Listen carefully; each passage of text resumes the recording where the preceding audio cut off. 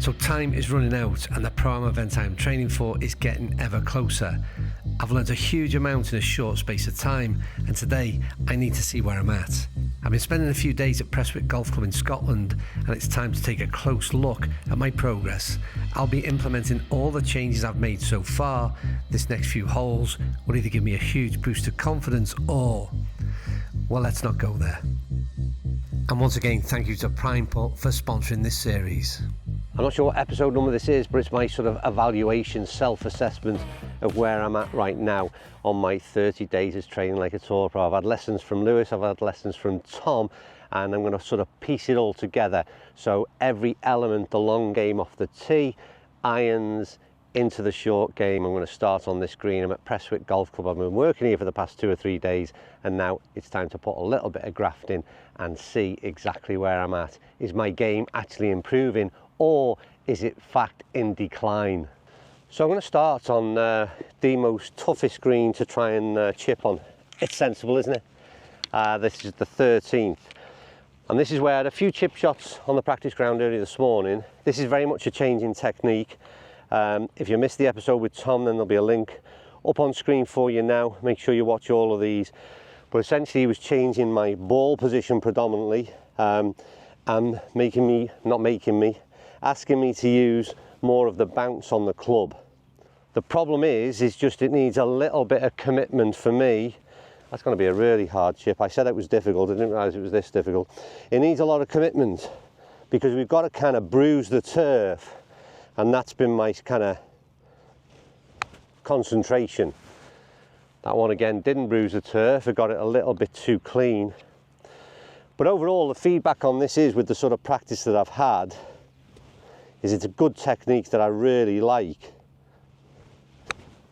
That did bruise the turf. Starts to release a little bit. So I'd be kind of 54 every time, 54 wedge that is. Very one-dimensional.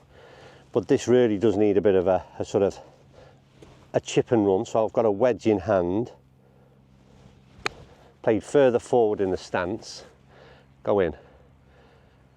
That's such a difficult chip, by the way, to get. It's kind of one, you've got to get it up the rise, and then when it gets there, you've got to make sure it doesn't fall off the other end. In terms of my own assessment of this, pretty pleased, to be honest with you. It's going well, but I still need to work through a number of different wedges, and what you're seeing now is me trying sort of 54, 58, but essentially with exactly the same principle. So looking to bruise the turf a bit more, whereas previously I'd be 54, nipping it off the top, which is a bit of a sort of higher risk, I suppose, strategy. And this has got a little bit more room for error. But clearly, I need an easier green to play to, or I still need more practice. It's probably a bit of both.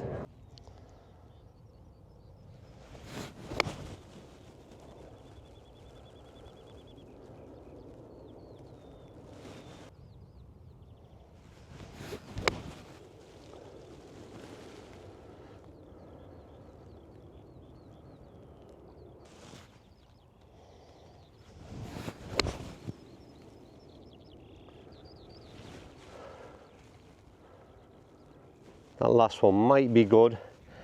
I've said already that it doesn't get much tougher in some of the places I've selected to play from, but it was 110 in. Again, going back to sort of what we looked at with Tom, it was trying to kind of like take a little bit more club and sort of reduce sort of how hard I'm trying to hit the ball. So you know, a sort of 75% shot. So that was a wedge. Maybe on the top of that distance, judging by the third one here, which needed more like a 3/4 to full swing, is maybe erring on a 9-iron even. But again, the control element is better. I'd have been again reaching for, so 110, it is in between clubs, but the idea would be that I'm hitting something full out in terms of wedges, and I'm likely to pull them left. That was the general miss. We didn't miss any ball left, and to be honest, on this hole, it was pretty much dead if I go over that way.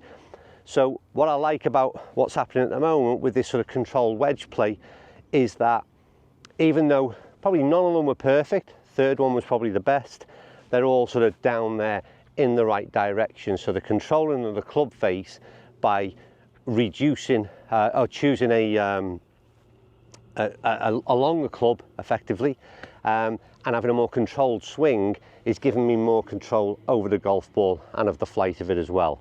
So again, loving what I've learned over these last 30 days, even if I can't put it all into practice, these are still elements I would 100% work on and think they have some kind of, they will bear fruit. It's just whether or not I can get there quick enough. This is, in fact, I just better check where that flag is because I can't see it the minute I get in the bunker. Right, again, based on sort of Tom's bunker lesson, I'm going to use a little bit less loft in the idea that I want this to not only get up and out of this bunker, but I want it to try and release, if I can, to the hole.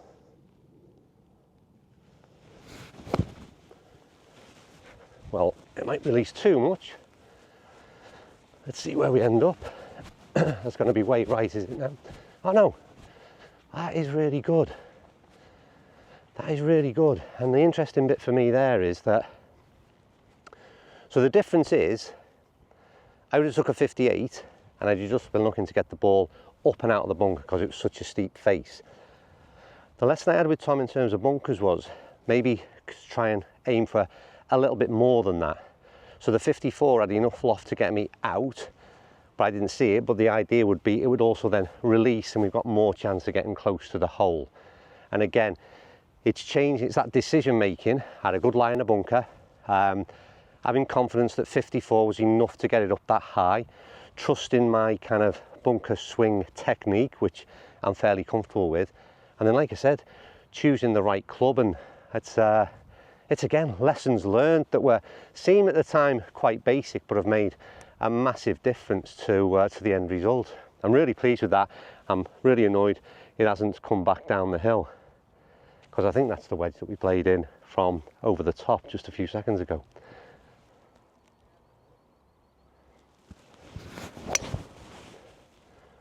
Wow, that's the first drive of it since I think I've drove the green. That's certainly front edge anyway.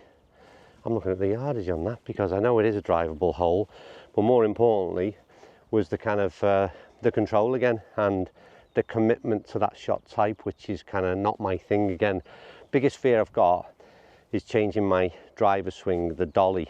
That would normally be aiming way up left, cutting it back, and what I chose to do, well, tried to commit to that shot, which is, in a way, I feel like I'm almost going to draw it obviously right to left. It just holds its line, but it just means a very different commitment through the stroke. So when I'm hitting through the ball, again, you'd have to go back. I don't want to go into the details, but ensuring that I still look to close that face through impact. There's a slight feeling of, for me at least anyway, that I'm kind of rolling the wrist a tad to do that, but also different setup at address, more of a tilt in the shoulders. I tend to stand a little bit more upright with driver. So all them changes, and it's nice, like I said, to step up first drive of the morning, and that's gone. I don't know what this hole plays, but it's gone a fair old way anyway.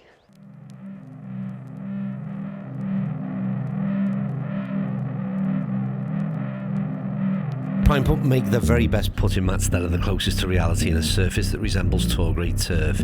This is as realistic as it gets, and with speeds that measure between 9 and 11 on the stimp, you can be assured that your putting practice can make a huge difference when stepping out onto the golf course and into reality.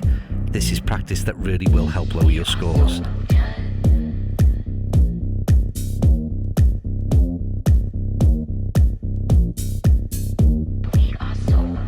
Thank you to Prime Putt for their support on this journey. Please find out more on the link in the description. I'm again really not sure of the lie of the land. Really good drive. Didn't quite drive the green. And it's just going to be a committed wedge, chip and run.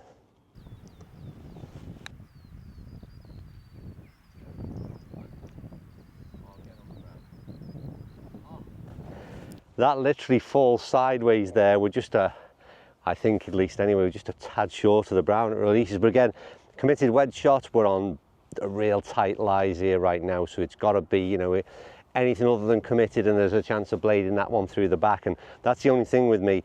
I feel like I'm just presenting the sort of leading edge with this kind of using the bounce of the sole to chip. But in actual fact, it doesn't happen. it's the complete opposite of what you'd expect. I think, like I said, I'm going to lead the leading edge straight into the ball, when in fact that bounce helps me and results. That's pretty decent. Bit unlucky. Well, I was wrong. We are near the brow, but I think it would have run off to the right hand side, because this putt looks as though it's going to swing one heck of a lot off of there. At least I think, anyway. My God, that just looks, that's so difficult to read.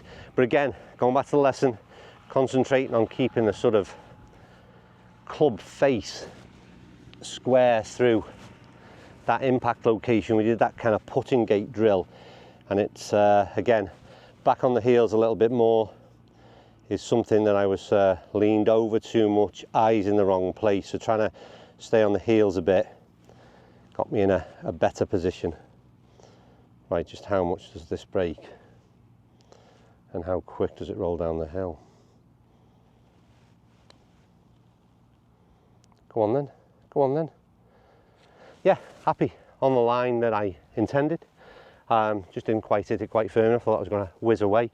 But again, my interest has been, putting gate drill was really focused on just making sure when I'm hitting the ball, I'm keeping that club square through impact. So I'm not trying to twist it, turn it. Don't forget we're zero torque here, but we've just got to try and keep that square through impact, pick your line and then your pace. And if you get that bit wrong, well, tough luck. But again, good bit to concentrate on. That square through impact, massive for me.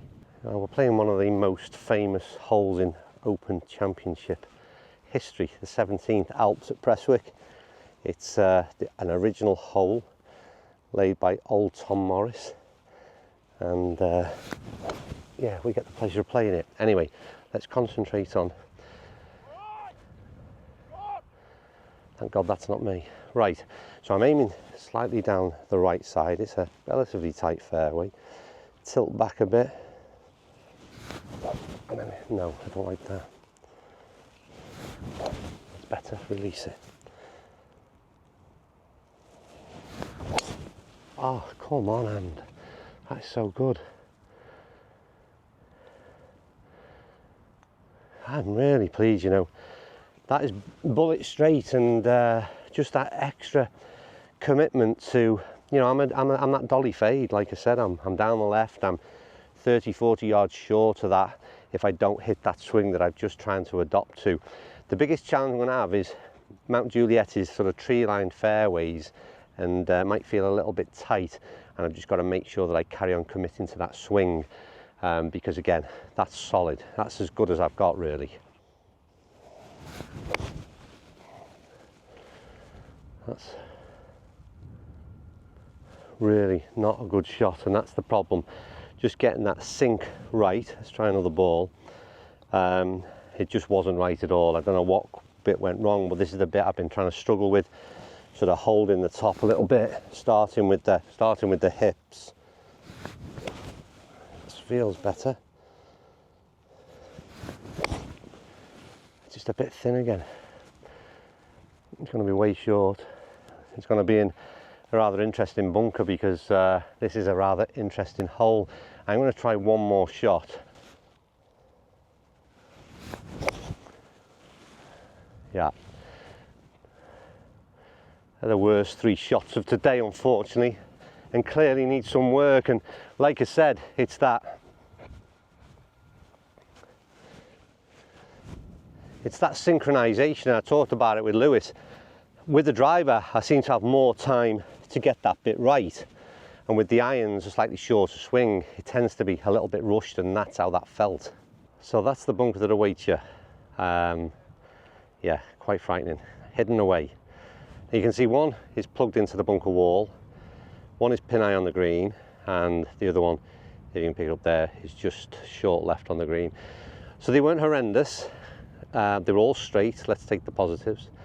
But yeah, none of them were actually quite right in terms of the way they were struck. Do you know what? I think we'll have a bit of fun here. I think I can go back up the slope and come back down. Some of the lads were trying this the other day. I'll give it a whirl.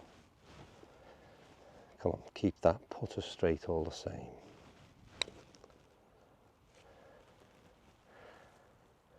Come on. Oh, don't stay there. Oh my word, it stayed on the top. Jeez, don't get too clever, don't get too big for your boots. Wow, I mean, literally, we'll go and do that one now. That's going to take a touch down the hill. I cannot believe that. Oh dear, they made it look so simple. But seriously, this thing is gonna, yeah, it's gonna be a little tap. This is how close we were to being coming down the hill. That's too wide, I think, is it? That's quite good. Yeah, maybe just a bit early in the morning, a bit dew on the ground. That's what I'm blaming anyway. This is the other ball that got to pin high.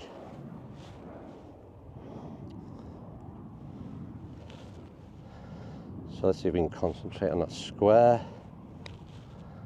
Oh, that's a terrible hand. Terrible. Not sure whether it was a misread or just a poor stroke.